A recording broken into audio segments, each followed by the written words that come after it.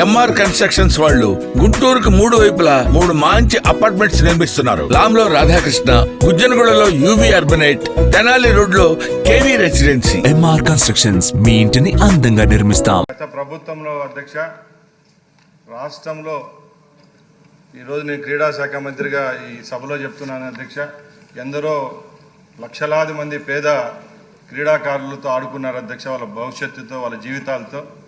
ముఖ్యంగా ఈ ఆడుదాం ఆంధ్ర కార్యక్రమాన్ని విషయానికి వస్తే ఒక మంత్రిగా నాకే సిగ్గుచేటుగా ఉంది అధ్యక్ష. ఎందుకంటే గత ప్రభుత్వంలో 47 రోజుల్లోనే 120 కోట్ల రూపాయలు ఖర్చు పెట్టినారు అధ్యక్ష.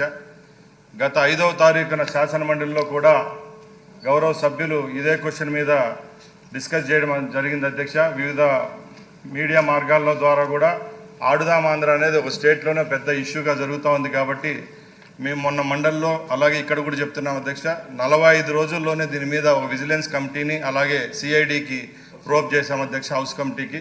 ఖచ్చితంగా దీని మీద ఒక నివేదిక అనేది తీసుకొని వచ్చి ఈ సభలోనే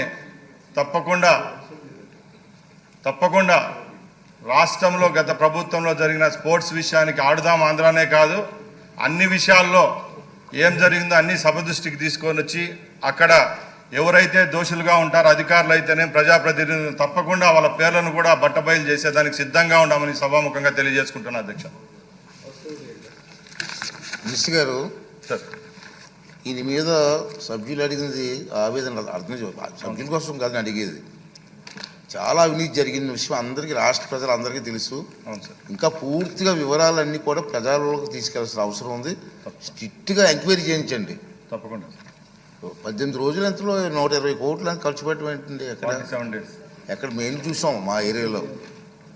మీరు మీ ద్వారానే హౌస్ కమిటీకి కూడా సిఫార్సు దీని మీద మీరు సీరియస్ తీసుకోండి సార్. తప్పకుండా. పబ్లిక్ తెలియాలి ఎంత అవినీతి జరిగింది, ఎలా జరిగిందని పబ్లిక్ తెలియాలి, సీరియస్ తీసుకోండి. తప్పకుండా. Thank you.